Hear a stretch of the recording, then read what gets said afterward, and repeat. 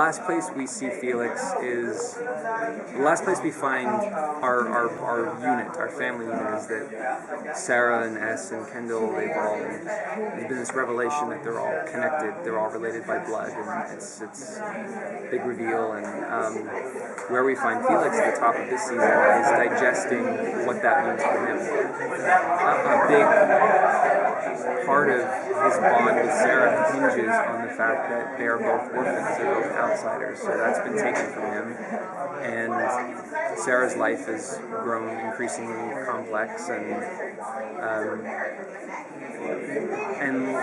she's truly, I think, not less interested, but less concerned with Felix. She has bigger fish to fry. So it was just an exploration of what does that mean for him, and how does that affect his relationship with Sarah. They're not doing so well. Can't say much more than that aside from they're not doing. We've always believed in the siblings. We believe the history they have together. We believe their connection, their bond. But there's another side to families, which is they fight, and it's vicious, and it's personal, and it's passive aggressive, and it's the kind of fighting that generally makes a room very uncomfortable. So that was just fun to sit in. It was just really fun to sit in the discomfort of, this is an uncomfortable moment. Will Felix be spending more time with any of the other clones then, with that discord with Sarah? Yes, he does spend some time with the other sisters. I think it's also fair to say that maybe he spends time with someone who's not a sister. And I think the stories are a little bit less fragmented this year, like the storylines. The season 3 found us, it was kind of like it was a real broken glass issue. Everybody was split into a bunch of different pieces, and there were a lot of threads, a lot of plot threads to follow. And we're a little more contained this season, which is kind of what leads this season to feel a little bit more like the first season. I would say if there's a season that most closely resembles season 1, it would definitely be season 4. It's scarier than 2 and 3. Yeah, there's still lots of character development, but I feel like 2 and 3 were so much about getting to know who these women were. It was very character heavy, which is important. But I think we get back to that hair trigger mystery that made season 1 really exciting. And I think there's just a more of a focus on Sarah. We have our protagonist back, really driving. The engine gets a little stronger, and we're driving. She's driving the show more. Did you have a favorite scene to shoot this season? my brain's going like cataloging it all. Yes, I did. Well, it's so favorite for so many different reasons. I'm trying to think. Yeah, I mean the top of the season's always really fun because everybody comes back from summer vacation and we're all really scared and we just want it to be good, and it's there's generally a very exploratory raw quality to it all, and then you get a little more relaxed as you move through the season, and by the end it feels like old hat again. But there was one scene in particular. It was with a clone that is very funny, but I cannot name. It was just a really great hijinks. Great hijinks. Did we learn something new about him that we haven't known, or do we just see him evolve? Well, I mean, we certainly see him evolve. I think there is something new we learn about him, about his backstory, where he comes from. Yeah, I think it's safe to say we just certainly learned something new. Do you Felix get a love interest?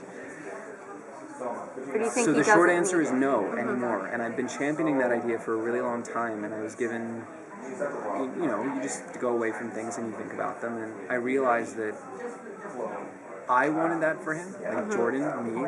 I care about this person so much, and I love him very much, and I really want that for him. But I cannot ever defend the character from a place of what I want. He always has to be defended from a place of what he wants, the place of just from his interest. And I think that if he was to get a love interest, what we might be saying with that is that to be a healthy, functional, well-adjusted person, that you need to have a traditionalist, borderline heteronormative relationship And I just think that's not true. I think there's many different ways to be a happy person without necessarily having a relationship. And everything that he's told me about who he is thus far leads me to believe that he's not interested in a relationship right now. He gets everything he needs from Sarah, or he did. So where he's getting that intimacy now is anybody's guess.